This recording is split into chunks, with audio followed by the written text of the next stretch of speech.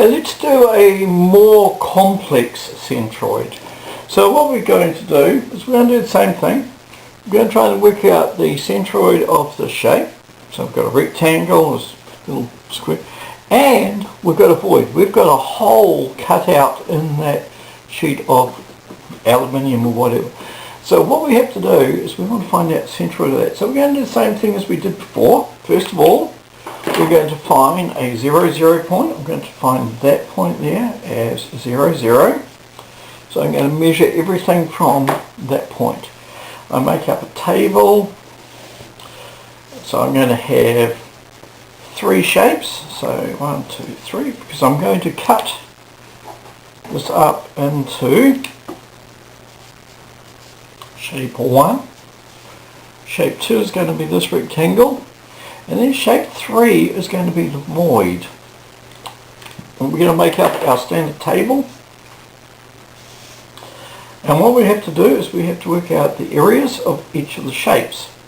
So area 1, it's just a rectangle, is equal to base times height, which is equal to 30 times, let's see, it's 10 plus 10, 20, equals, that's 600.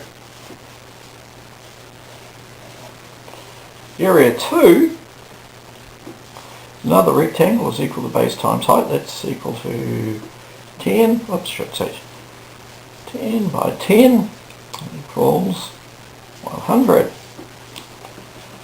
And the third area is a circle. So we've got 2 ways we can do a circle. Equals pi r squared, which is fine. If you want to divide that in half and do all that, you can do that. Or if you're doing engineering, often you'll use the diameter instead of the radius. And if you're going to use the diameter, it's pi over 4 times the diameter squared, which in this case is going to equal pi divided by 4. What's the diameter? Diameter is 10. Equals 10 times 10 squared equals, I think I'm equal pi divided by 4 times 100 equals 78.54. Unfortunately, when you're dealing with numbers, circles, you're never going to get nice round numbers. Okay, an important point. This is a hole. This is cut in the steel. So it's actually got, there's no area there. So it's actually a hole. So we're going to call that negative. If you're dealing with holes, things punched out, we always just give that a negative value. So it's going to be negative 78.54. And then we add up the areas. 700 minus equals 700 minus 78.54 equals 621.46, and that's going to be the total of our areas. And then just like before, we're going to work out the distance from the centre, from the edge, from 0, 0 to the centroid of our shape. So this is a rectangle. We're just looking at one. Don't worry about the hole. We just look at number 1. It's 30 long. So the centroid is going to be halfway. It's going to be 15. So dx is equal to 15. If we look at number 2, it's going to be 30 plus half of the 10, so that's going to be 5. So the centroid is going to be halfway along, halfway out, so it's going to be along, halfway. And that's going to be 30 plus 5, 35. And then for the void, we've said the centre is actually 10 in, 10 up. So the centroid of that's going to be 10. Then we multiply the areas by the distance. So 15 times 600 is 9,000. 100 times 35 is 3,500. And negative 78.54 times 10 is negative 785.4. So this is still going to be a negative number.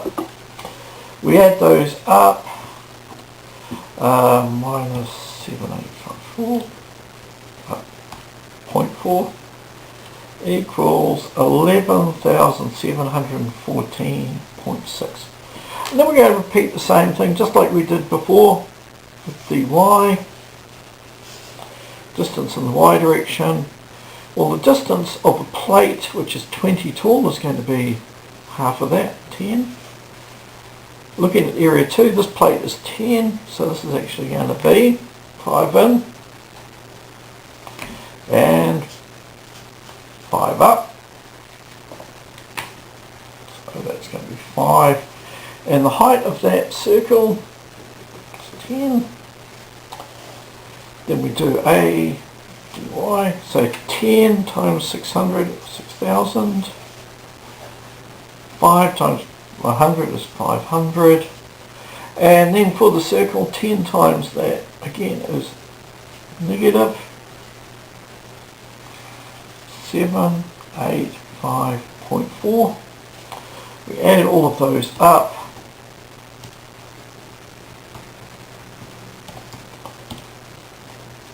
$5,714.6, and then we use the formula we used before to find out where the centroid is. Centroid x is equal to sum of areas times distance x, and the sum of areas. So that's equal to area times distance x equals 11,714.6 divided by 621.46.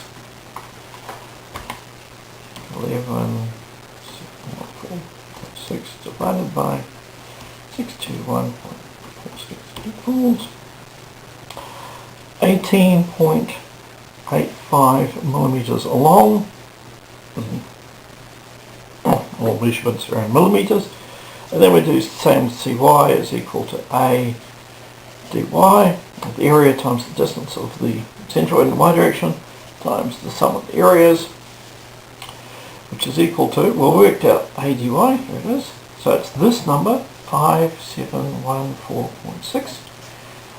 That number, 621.46 equals, again, calculate time, 5714.6 divided by 621.46. 9.1, 9.2 meters. Okay, so if we're going to draw the centroid on our shape up here, we go in, that's about 15, about 18.9 there, and we go up just under 9.2 there, where those connect. That is the centre of the area of the shape, the centroid of the shape.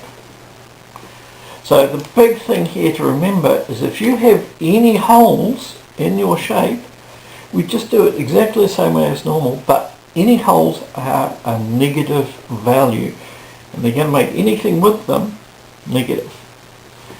Okay, so a hole is a negative area. Well, hopefully that helps you with centroids.